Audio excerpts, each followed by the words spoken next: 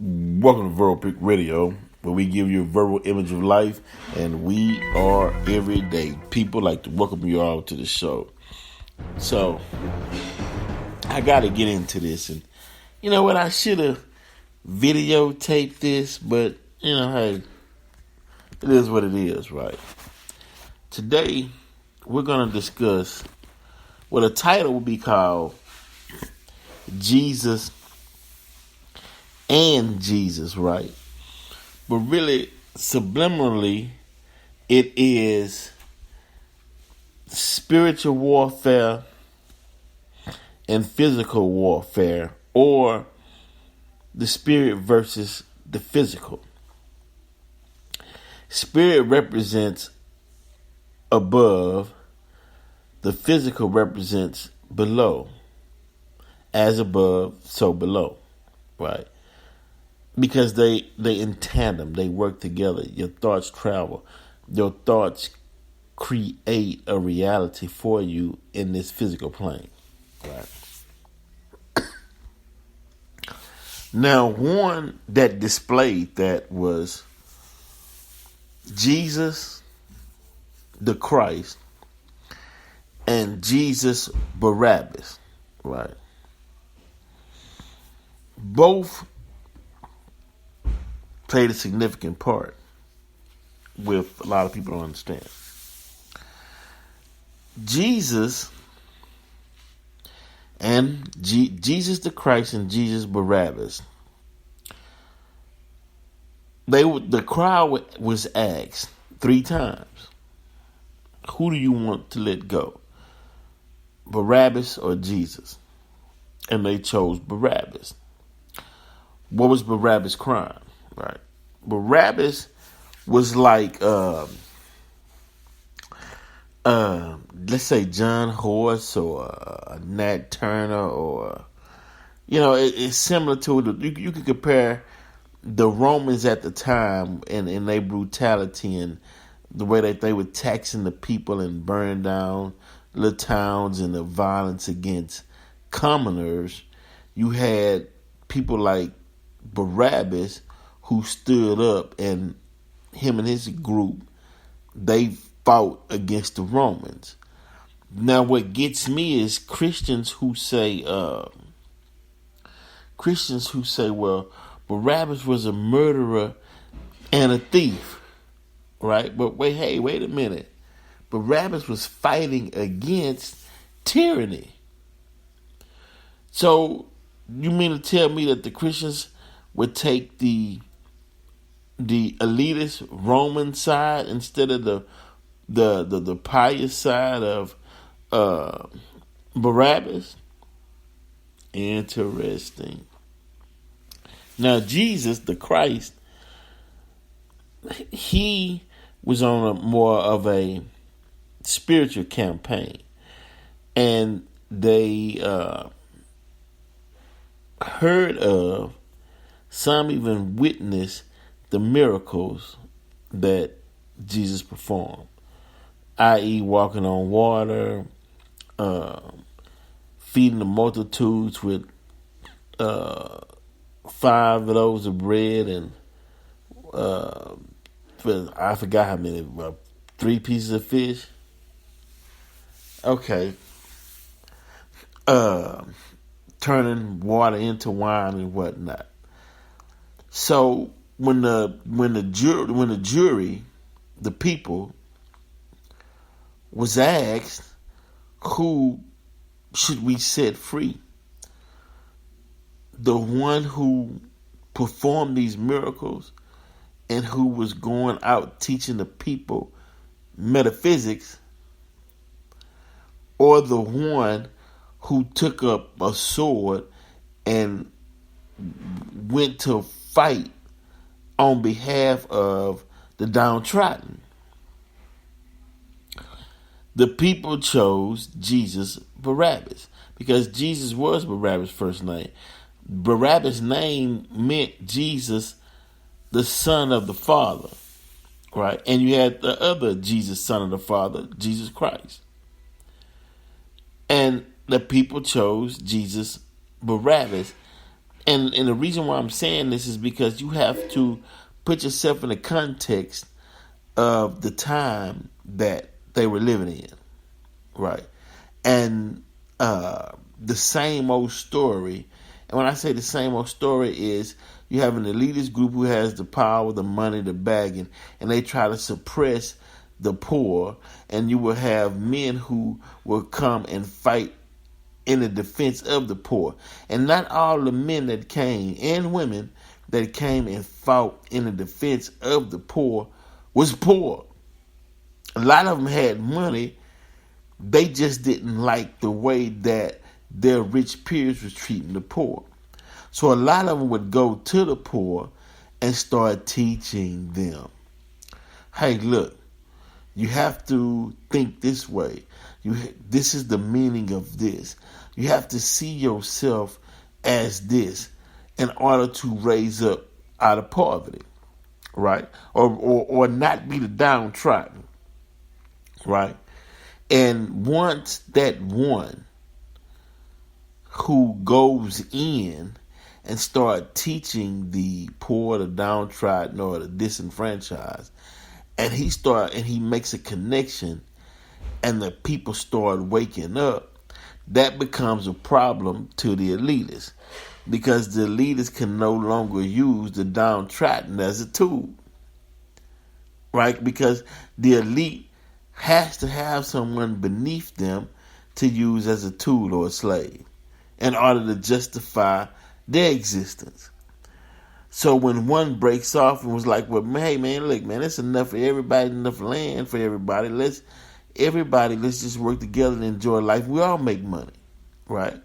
But then the elitist is like, well, how can this commoner, when I come from royal blood, my father was the king, my mother was so-and-so, and yet this has no royal lineage, how can I dare see them as an equal? Right? And there you have it. So let me get into this story of the two, right? Now, this is going into Jesus and Barabbas. It says, now Barabbas is mentioned in all four Gospels of the New Testament. Matthew 27:15 through 26, Mark 15, 6 through 15, Luke 23:18 through 24, and John 18:40. His life intersects that of Christ at the trial of Jesus, right? Jesus was standing before Pontius Pilate, the Roman governor, who had already declared Jesus innocent of anything worthy of death. Pilate knew that Jesus was being railroaded, and it was out of self-interest that the chief priests had handed Jesus over to him. So he looked for a way to release Jesus and still keep the peace. Pilate offered the mob a choice: the release of Jesus or the release of Barabbas, a well-known criminal who had been imprisoned for an insurrection in the city and for murder. Right? As I stated, in those times, Barabbas was the hero because he's fighting an insurrection against tyranny, against the people, right? Whom he believed that, hey, man, you're doing an injustice to a people. So Barabbas was fighting back. He got caught. They locked him up, right? He was the people's champ. Now here's Jesus, another fighter, but he was fighting in a different way. And I'm going to get to where I'm bringing this up towards the end, right? He's saying, hey, use knowledge, right? Use metaphysics. As a man thinketh, so is he. All of ye are gods, children of the Most High God, right? So basically he's saying, as above, so below. Okay. The release of a Jewish prisoner was customary before the feast of Passover.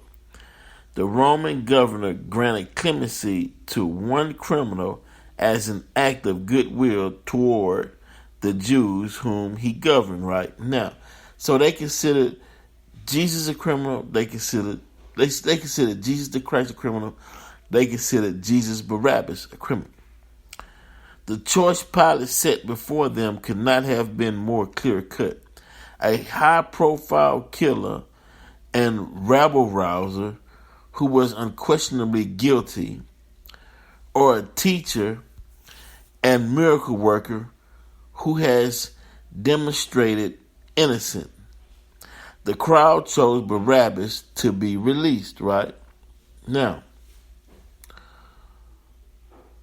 it said clear cut, right? It couldn't have been more clear cut. A high profile killer and rebel rouser. What did white supremacy call Noble Drew Ali, call Malcolm X, call Marcus Garvey, right? Call Elijah Muhammad, call the fighters for truth? They always call them rebel rousers because they're saying, hey, look, I got these people like zombies. I got them in the palm of my hand, right? I got them just where I want them, right? I have them in their place, right? But now here you come teaching them that they have rights and they can do better and they ought to do this and they ought to do that, right? Same playbook. And the elite, they don't like that. So they call those who incite the people to do for themselves, they call them rebel rousers, right? Okay. Pilate seems to have been surprised at the crowd's insistence that Barabbas be set free instead of Jesus.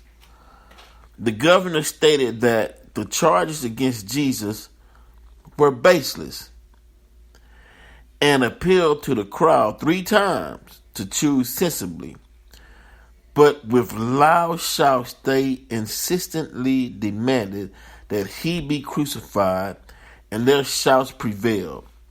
Pilate released Barabbas and handed over Jesus to be scourged and crucified. In some manuscripts of Matthew 27:16-17, Barabbas is referred to as Jesus Barabbas, meaning Jesus, son of Abba, right? But Abba means father, Hebrew. So it read Jesus, son of the Father. Jesus Barabbas, meaning Jesus, son of the Father. That's why you hear some people say you got double cross, right? Because some say, well, that Jesus didn't die on the cross because the true Jesus was Barabbas. So when Barabbas, so they said that the real Jesus escaped death. Okay. If Barabbas was also called Jesus, that would make Pilate's offer to the crowd even more spiritually loaded. The choice was between Jesus, the Son of the Father, and Jesus, the Son of God. Right? However, since many manuscripts did not contain the name Jesus Barabbas, we cannot be certain that this was true. The story of Barabbas and his release from condemnation is remarkably parallel to the story of every believer.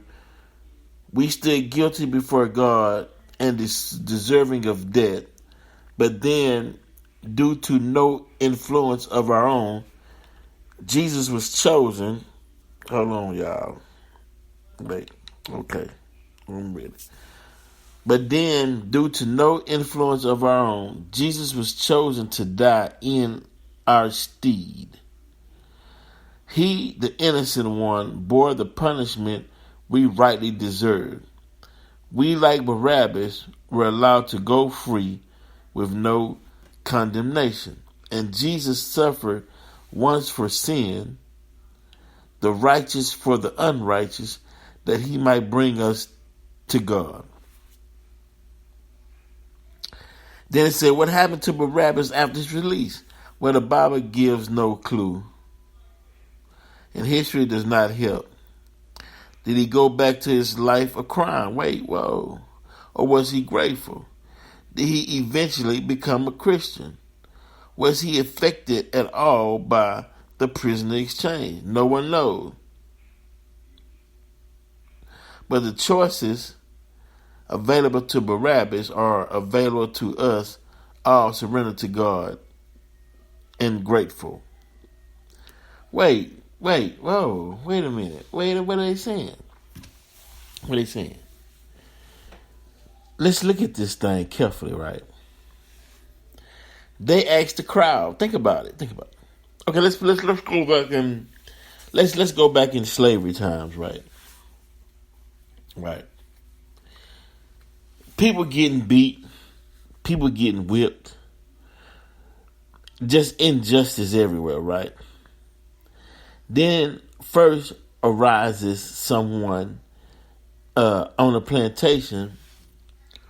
Let's say he was stealing food and giving it to the hungry on a plantation. Because slave master wasn't giving them nothing, wasn't feeding them, giving them hog intestines and stuff that they was throwing away, right? So he's still providing for the people, right? Then he'd hide out at night, slip in the overseer quarters and slit the overseer throat, right? Then he go and kill another overseer, right?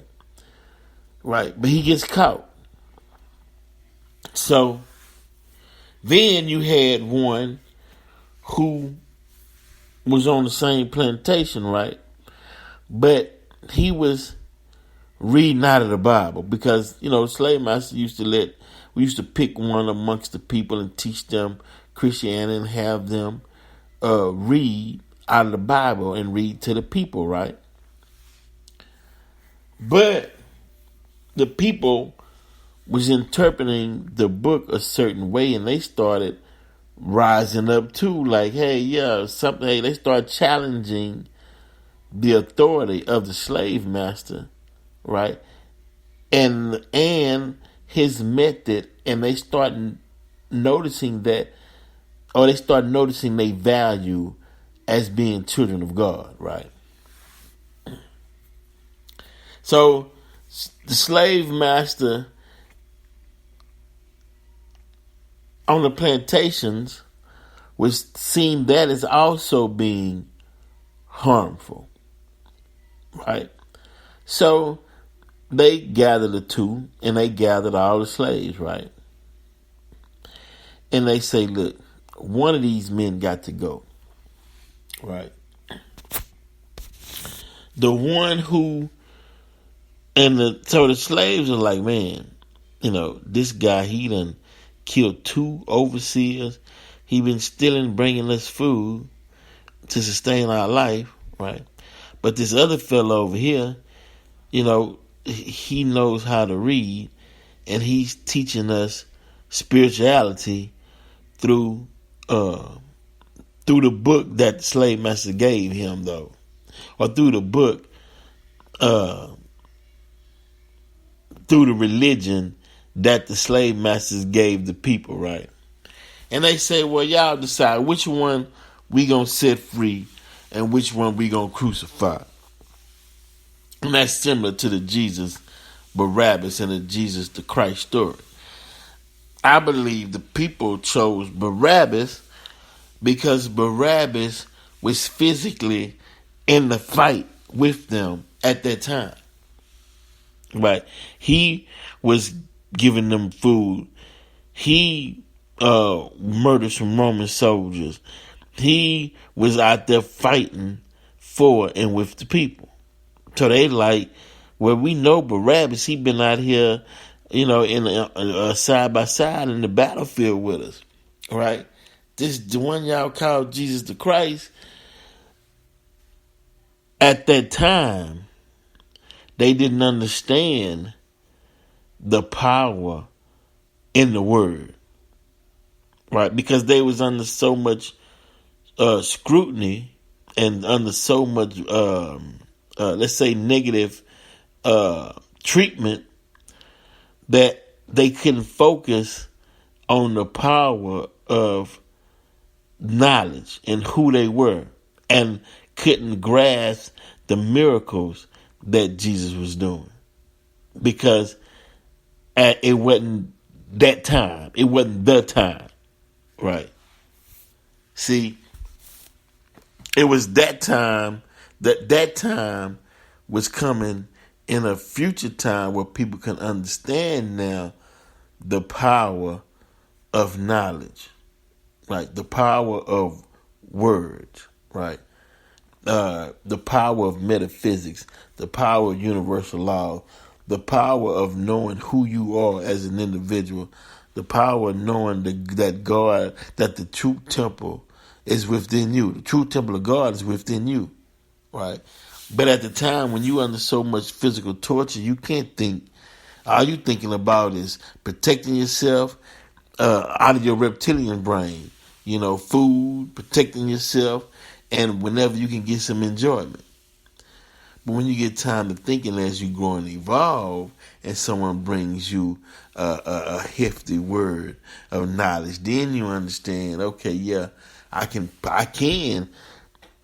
be whatever I desire to be, right? So that's the case in dealing with Jesus Barabbas and Jesus the Christ, right? Both of them, like they said, one claimed to be the Son of God, the other was the Son of the Father, interchangeable, because all of you are gods, children of the Most High God, right? So it's that Malcolm and Martin, it's that fight or non-violence, it's that, take our destiny in our own hands, right? Or wait for someone to see us as they equal and give us a portion of, or out of their goodwill, give us a portion out of what they stole. They say, hey, we stole it, put you all in slavery, we run the land, and you want us to give you reparations. They're saying in order for us to give you reparations, we would have to have that kind of heart. And who gonna make us do it? I don't know. I'm just saying. So that's the whole deal that you can look at as far as spiritually and physically, right? And me, honestly, it depends on the situation and the time. Sometimes you're gonna have to fight. Sometimes you have to be spiritual. You just gotta know the time in which to apply. The people. That's very significant because there's always people. There's always crowds. There's always judgment, right? Because once the people get together and then they get on one accord, then it's like a stampede. You can't stop them. So what made, and that's the question. That is the question. What made the people choose Jesus Barabbas over Jesus the Christ? All right. Or was they choosing physical beings? Or were they choosing, or was they making a symbolic statement? Or were they saying we'd rather have somebody in the field, on the ground, fighting with us versus someone who's teaching us? Because they didn't see the power of how you can use knowledge in defense of yourself. that they saw brute strength, action, killing, taking to provide. And they cheered that type of activity or action. You know, this is one of those things that you really have to think. And then when you're thinking, you have to apply it to today's time and where you at. That's why it says, man, we were created into tribes so we can know one another. Right? Why? Why do I say that? Let me explain this and I'm out of here, right? From my recollection, Osiris' trick cut into 13 pieces and he would spread it throughout the land, right? But they couldn't find it or put them back together again. That's symbolic, right? Okay. Some say he was cut into more pieces, but I don't want to go back and forth on the number of pieces. The fact that he was cut up into pieces and spread it amongst the land, right? Meaning we were one people, right? But we saw the coming of our doom, or this new, who would eventually be called the slave master, right? The wicked one, right? They call him the blue-eyed devil, right? Many terms for him. He's coming, right? We gotta take parts of our knowledge and split into tribes all over the globe, right? One tribe possesses this knowledge. One tribe possesses this knowledge. One tribe possesses this. One tribe possesses that. We split up into tribes, right? So then then time passes, and you come amongst people that might call themselves Haitians, right? And you say, wow, man, they got a funny accent, right? We not speaking the same language, right? As far as dialect, right? But yet, I feel akin to them, and some of their traditions and cultures and the way that they move reminds me of how my family did things. And you run across this Puerto Rican, you run across this Panamanian, you run across this Black American, you run across this Black Indian, you run across this Black Arab, and you like, wait, what? Run across this Black Asian, and you like, hey, y'all something, And so when you started studying, get deep into their culture, you start seeing yourself, right? You start seeing a kinship, right? Because it was set. We're gonna leave it at that. It was set up that way. It was designed that way. We split up into tribes so we can know one another. Okay, So that's what that's all about. We got to move fast, though, because the workings of Satan, woo, boy, he putting it. I mean, just look at this Travis Scott concert, and someone said that. Now, someone said that, I ain't going to even say the theory, okay. Well, I say it here. What the hell? This is my radio show. Someone was telling me that through the vaccination, and someone turned up the level of the 5G, it causes people to go crazy and ask the world. And they using that to shut Travis Scott down because he had too much going on.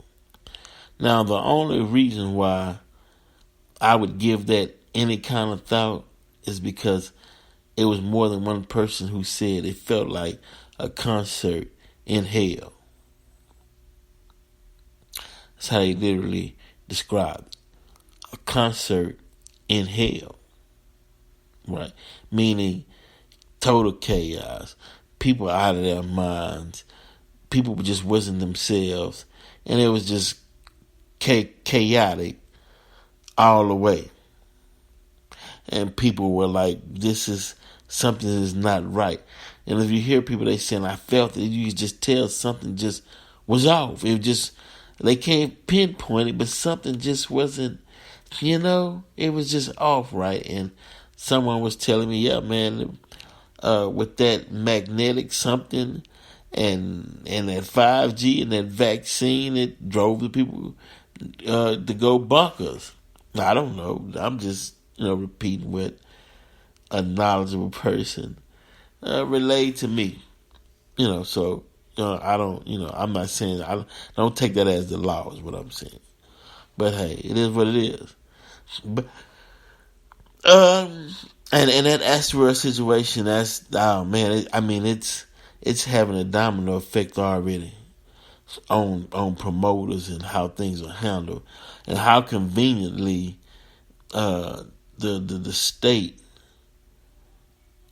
can now regulate and move in and control your events where that part of society wasn't controlled. Right? They control it. They want to use that as a way to get in and start regulating and controlling how things are done now. Right? Some say it's making it even more a police state. We getting a little ahead of ourselves, but we kind of see the direction the train is traveling. You know what I mean? Yeah. Research is information kicking around your spiritual self and your physical self. And it depends on what period in time you were in will indicate which one you'd pick. Probably 2,000 years ago, everything was physical. Right? Didn't have the high technologies and whatnot. So, and now, today, everything is spiritual. And when I say spiritual, I'm saying spiritual in the sense of metaphysics, and you hear people saying they're using witchcraft, and you hear people into the occult, they into metaphysics, they into numerology, that's where we at today. We're not as much in the physical, right, as we were 2,000 years ago.